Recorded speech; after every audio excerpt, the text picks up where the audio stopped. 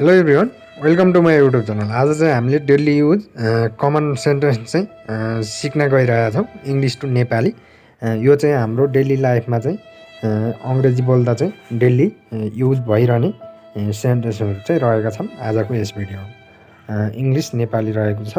High भनेको नमस्कार, hello भने पनि नमस्कार, वेलकम भन्यो भने स्वागत, स्वागतम, वेलकम भन्यो भने कसैले धन्यवाद भन्नु पऱ्यो भने थ्याङ्क्स, थ्याङ्क यू भनेर चाहिँ भन्न सकिन्छ। गुड भनेको चाहिँ राम्रो, इन्जोय भनेको चाहिँ रमाइलो गर्नुहोस्, फाइन भनेको चाहिँ राम्रो, कङ्ग्रेचुलेसन बधाई छ, कसैलाई बधाई दिनु पऱ्यो भने कङ्ग्रेचुलेसन भन्न सकियो।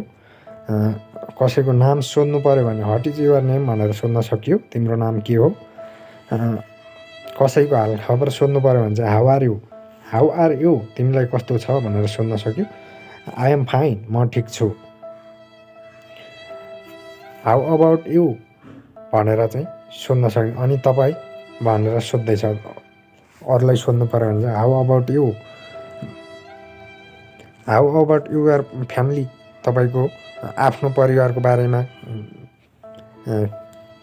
भनेर फ्यामिलीको बारेमा पनि सोध्न सक्यो।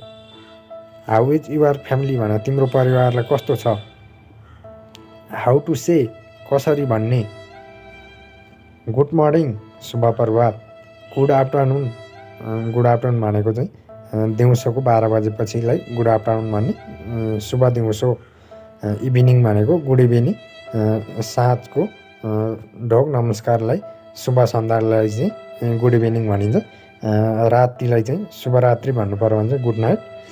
कसैको जन्मदिनको चाहिँ शुभकामना दिनु पऱ्यो भने चाहिँ ह्याप्पी बर्थडे, जन्मदिनको शुभकामना।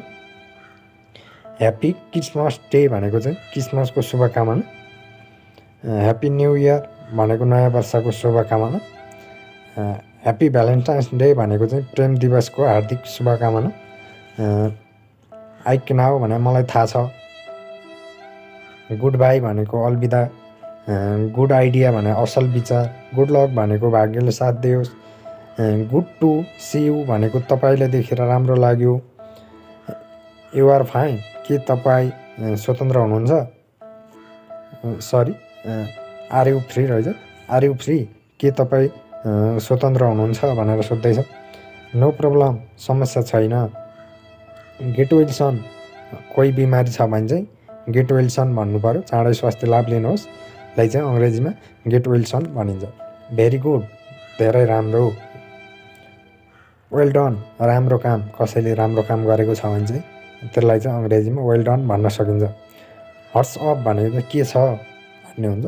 आई कान्ट हियर यु भनेको चाहिँ म तिमीलाई सुन्न सक्दिनँ।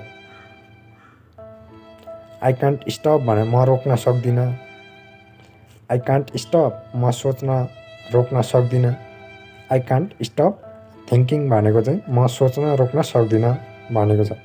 आई डोन्ट लाइक इट भनेको मलाई यो मन पर्दैन भन्यो भने चाहिँ आई हेभ नो आइडिया, मलाई कुनै विचार थाहा छैन। म कसैले केही सोध्यो आफूलाई थाहा छैन भने चाहिँ त्यसलाई के भन्न सक्यो, I have no idea. I can how everything भनेको छ, मलाई सबै थाहा छ। आई क्यान हाउ समथिङ, मलाई केही थाहा छ। थ्याङ्क यू भनेको चाहिँ धन्यवाद। थ्याङ्क यू सर भनेको चाहिँ धन्यवाद sir. Thank you so much भनेको चाहिँ धेरै धेरै धन्यवाद।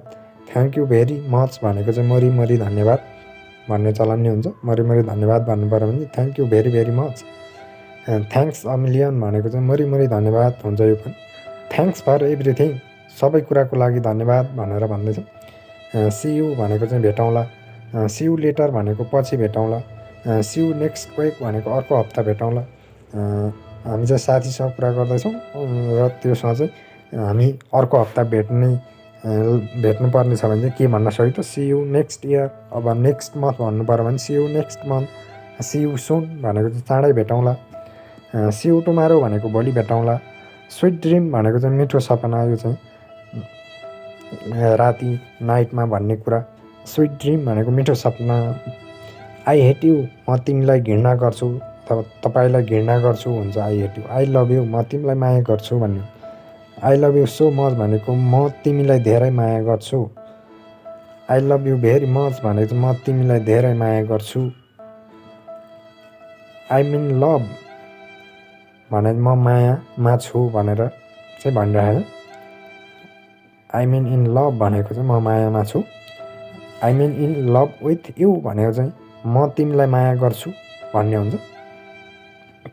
I miss you so much भनेको चाहिँ मैले तिमीलाई धेरै याद गरेँ भनेर चाहिँ हुन्छ। I am crazy about you भनेको म तिम्रो बारेमा पागल छु।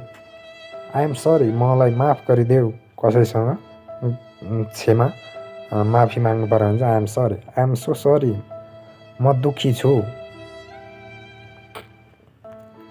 आई एम युआर भनेको म तिम्रो हो। I am crazy with you भनेको चाहिँ म तिमीसँग पागल छु रे के। नाइस टु मिट यु भनेको चाहिँ तपाईँलाई भेटेर खुसी लाग्यो। Do you have any idea भने के तपाईँसँग कुनै विचार छ। इट्स भेरी चिप भने यो धेरै सस्तो छ। जस्ट अ मोमेन्ट भनेको चाहिँ एकैछिन। Let me think about it भनेको चाहिँ मलाई यसबारे सोच्न दिनुहोस् भनेको छ। द्याट्स गुड आइडिया भनेको चाहिँ त्यो राम्रो सम्झौता हो भनेको छ। द्याट्स टेरिबल भनेको चाहिँ त्यो भयानक छ। त्यो भयानक छलाई द्याट्स टेरिबल भनेको चाहिँ त्यो भयानक छ। द्याट्स टु ब्याड भनेको चाहिँ त्यो धेरै खराब छ। द्याट्स टु मच भनेको त्यो धेरै छ। दिस इज भेरी डिफिकल्ट भनेको चाहिँ यो धेरै कल्ट भनेको चाहिँ यो धेरै गाह्रो छ। दिस इज भेरी इम्पोर्टेन्ट भनेको चाहिँ यो धेरै महत्त्वपूर्ण छ। वेयर आर यु फ्रम भनेर तिमी कहाँ छौ भन्न सक्यो। यु आर ब्युटिफुल तिमी राम्रो छौ। यु आर नाइस तिमी राम्रो छौ। यु आर भेरी नाइस तपाईँ धेरै राम्रो हुनुहुन्छ। यु आर भेरी स्मार्ट तपाईँ धेरै चलाक हुनुहुन्छ। आई रियल्ली एप्रिसिएटिभ भनेको चाहिँ म यसलाई धेरै कदर गर्छु। I don't speak very well भनेको चाहिँ म धेरै राम्रो बोल्दिनँ। टेक केयर ख्याल राख्नुहोस्। आई मिस यु भन्नु पऱ्यो म तिमीलाई सम्झिन्छु। आई रियल्ली मिस यु म तिमीलाई साँच्चै सम्झन्छु।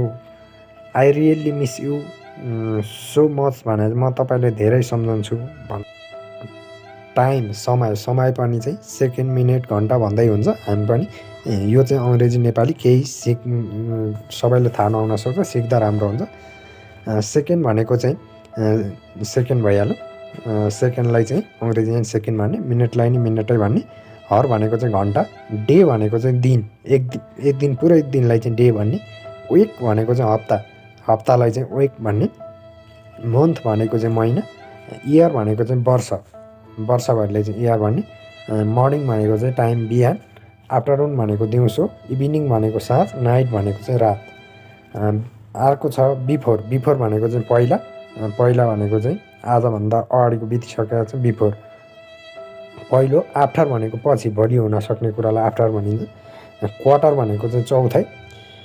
हाल्फ क्वार्टर भनेको चाहिँ आधा वर्ष, आधा वर्षलाई चाहिँ हाल्फ क्वार्टर भनिन्छ। एनुअल भनेको चाहिँ वार्षिक।